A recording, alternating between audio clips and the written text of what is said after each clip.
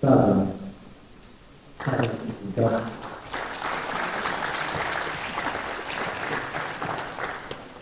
you, Mr. Chairman. I'd like to begin, as we all have and should, with thanking Professor Zhao and all of his staff and everyone who has helped here in this University of John for inviting us and hosting us and looking after us throughout our time here. It's been a great honour, pleasure and privilege to be here in China with you all. So I will speak, like my colleague from the State Television Museum, Dr. Luya, about some archaeological evidence, a case study from Central Asia, but I'm afraid to say with much less spectacular evidence.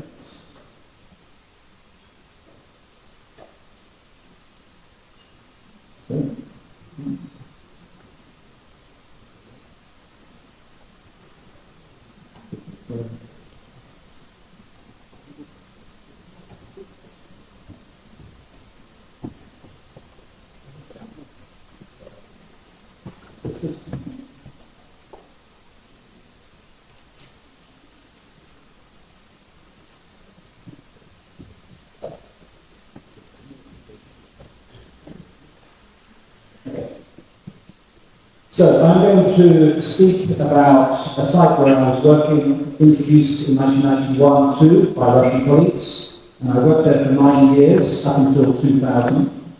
And as archaeologists work very slowly and publish even more slowly, it's taken quite a while to get to the point where I can be confident that we have several volumes about the results. So the site is located in present-day Turkmenistan.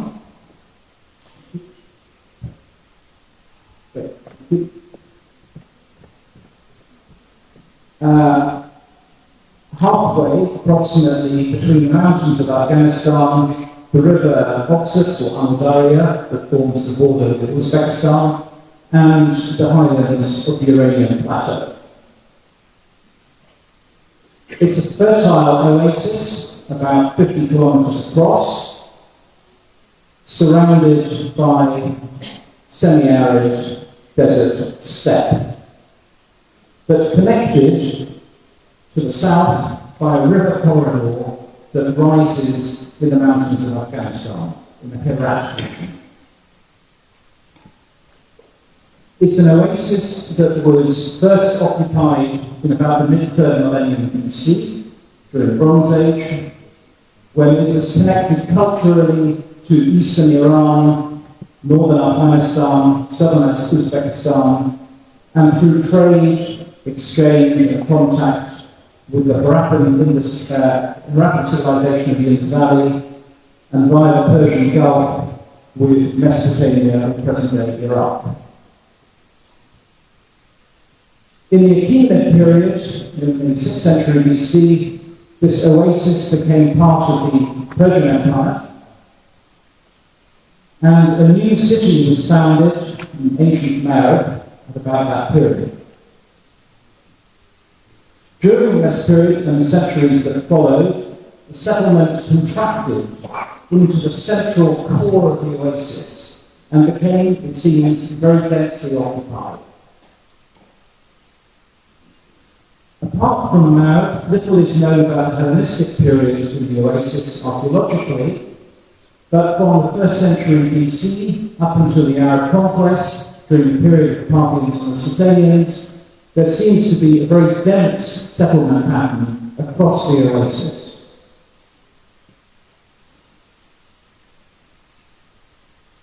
And amongst those sites, so many of the smaller sites, unfortunately, have been destroyed by agriculture during the 1960s and the 1970s, when areas were flattened for cotton cultivation. But there are still many traces of forts raised up on solid platforms, dotting the oasis, several of them with surface finds and one with excavated finds, suggesting that there may be a remodeling of some of these forts at the end of the 3rd century at the end of the first quarter of the 3rd century AD, when the oasis is taken in the late in the reign of Archie the beginning of the sustaining period, and they're strengthening the eastern frontier, a phenomenon that our colleagues from the Hermitage have also shown extends into the Bukhara oasis at Kent. In addition to these small forts, there are some larger fortresses, or fortified enclosures perhaps, which may have served as campaign bases for, to use a modern term, for force projection beyond the borders of the sustaining empire. I'll show you here another emblematic and I think slightly overlooked site called Kishman on the top right, which is of the sustaining period, briefly excavated by a Turkmen team in the 1950s, which showed remains of structures within the walls. And it's the first or last place, depending on whether you're leaving or entering an oasis, on the road that goes diagonally from the left to the top right to the Abu area. Is it a fort? Is it some form of caravanserai? I don't know, but it's certainly a very interesting site that's controlling a key route to the Middle Oxus and the road to Bukhara and Sofia. So we now switch to the urban centre, the heart of the oasis, ancient Marib. So the sites, several city sites, and these are the modern names. At the top right you have Erkana, which is a site founded in the Achaemenid period. In the 3rd century BC, this becomes the citadel of the site that we now call Diorkala, which is the walled extent of a Hellenistic city founded by Antiochus I and refortified during the Greco-Bactrian period. And it's during that period that the city really expands to cover an area of almost 2 kilometres across. And on the left, you have the medieval later city. So here's an atmospheric hazy view taken from a plane in 1992, looking across the Hellenistic sustaining site. You can see the sort of the almost rectangular layout of the city founded in the 3rd century BC, continuing for 1,000 years until the beginning of the Islamic period, until it's abandoned and occupation drifts across the canal to the site beyond. So I'll be beginning now with some finds from Erkala and Diorkala to give you an idea of what archaeological work there has indicated life to be like during particularly the period between the 3rd and the 6th centuries AD. So, Merv at this period is a frontier base, a headquarters, an administrative centre, and a mint of coin, controlling access into the Iranian Empire from the east, and controlling access from the north along that river corridor into the Herat region. So it's a mint of silver, you know that from many coins in different collections, but it's also a mint of low-denomination copper coins, and there are thousands of those known from the excavations and surveys at the site. There are also a small number of late Roman low-denomination coins from super deposits, from one of the Buddhist monasteries, and from surface surveys. I, like many other colleagues, are often puzzled why you have low-denomination Roman coins at sites like Merv. And I've started to think very recently that this is probably the opposite of what we find in England at the same period, where you find low numbers of Byzantine low-denomination coins at Anglo-Saxon sites, which two people have independently suggested are the remains of the sort of the loose change left in your pockets that you can't spend in effectively in a alien luxury economy when soldiers returned from campaigns abroad. So these Anglo-Saxon sites correlate to the period of mercenaries, Anglo-Saxon and Germanic mercenaries, serving in the Byzantine armies on the Sasanian frontier. And perhaps what we have here is the equivalent of Sasanian professional troops returning from service on the Roman Sasanian border, being re-toasted to Mao as part of the rotation of military troops, and basically emptying their pockets and purses with this coin that they have no use for, except to offer as donations to the monasteries and so on.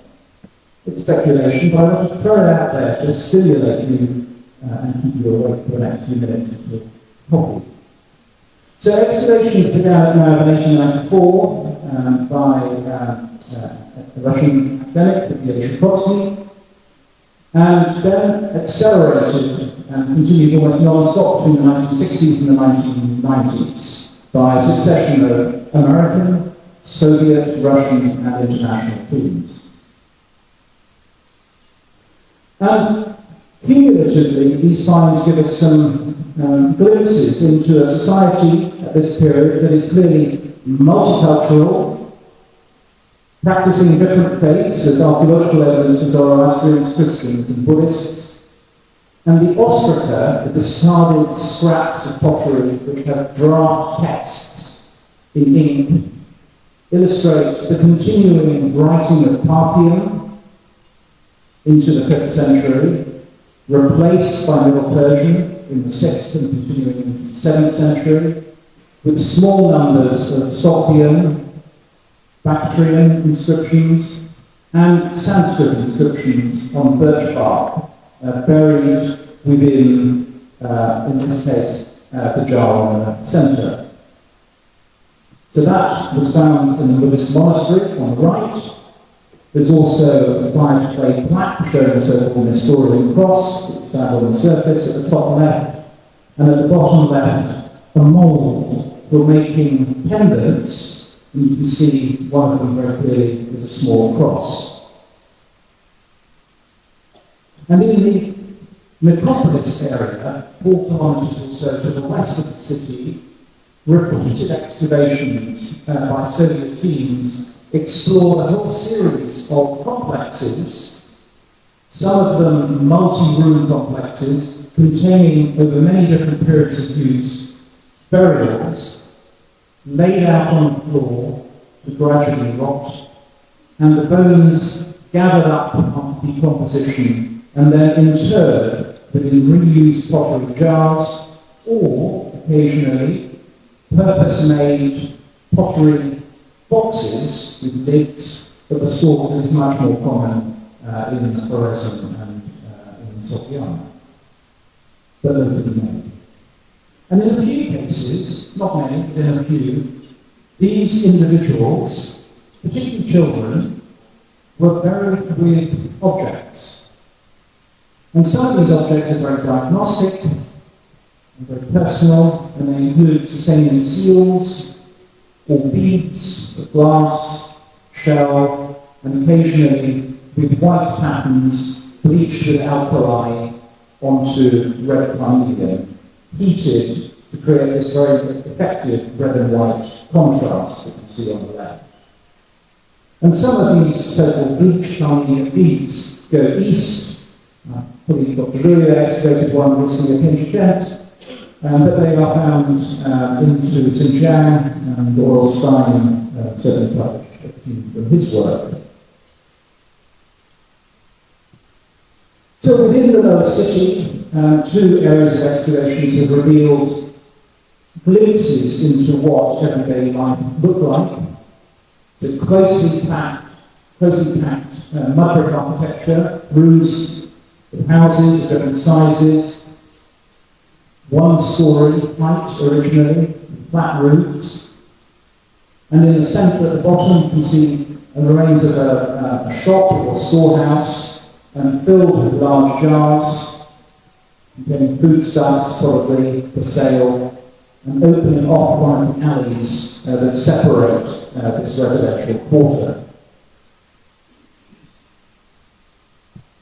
And in the Citadel, here are some views of some excavations we did in the early 90s, to try and understand when the Citadel of this great sustaining city came out of use.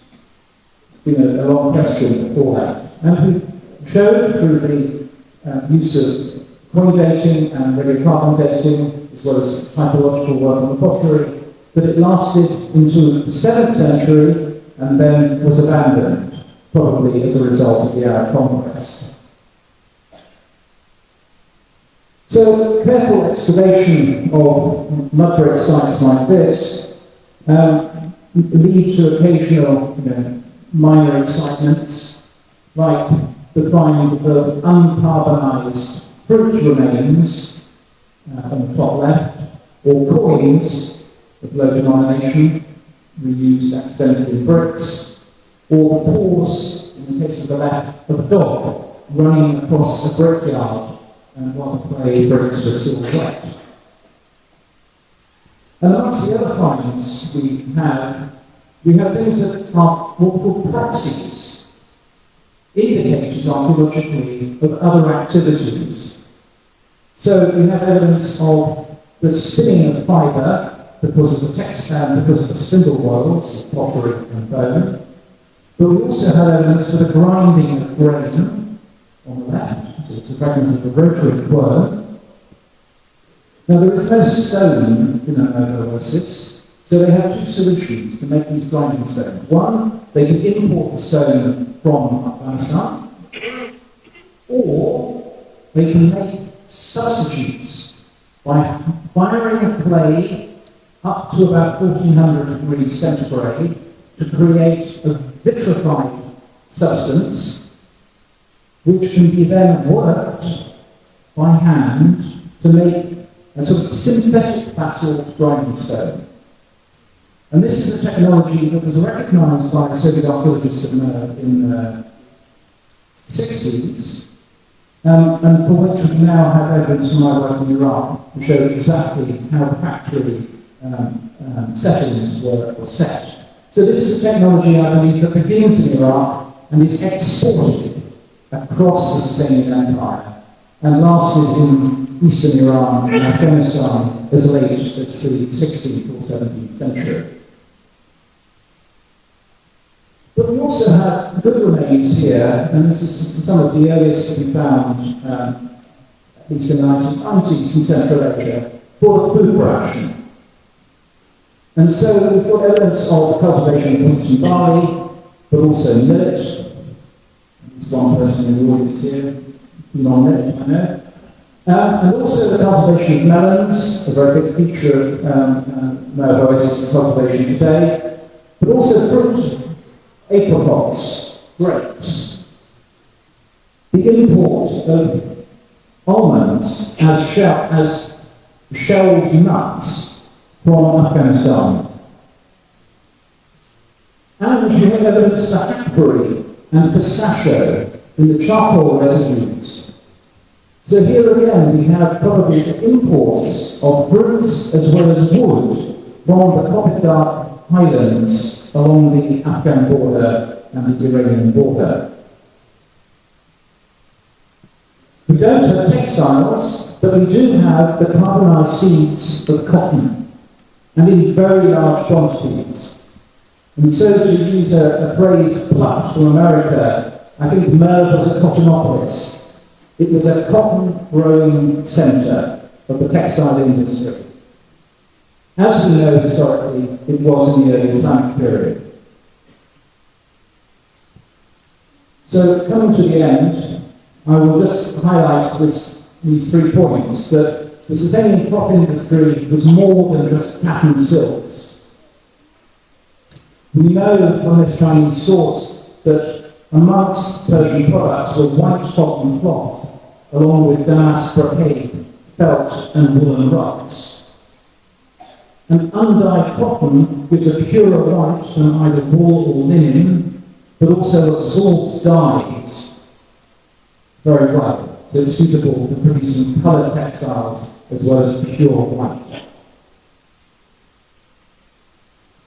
So the archaeological picture of Sasanian Mao is certainly much richer as a result of these many decades of work, and they give us a lot of different insights into a city on the Central Asian Silk Road.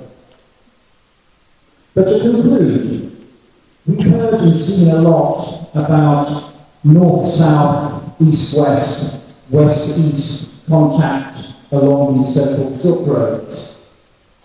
But I want to just close by showing this map from a 19th century historian, which shows that Mao is part of a whole series of spokes, and it's a hub in local regional trade. And I think what these finds from all of this work that Mao shows is that it's tied in very, very closely into its local agricultural subsistence base in the oasis. It's connected, sure, by routes to the nearby regions, but it's drawing on the resources of neighbouring Afghanistan and Iran, and obviously supplying things in return. But these may play a much more significant role in the development, sustenance, and growth of cities like this than the traditional view of long-distance direct or indirect trade. Thank you.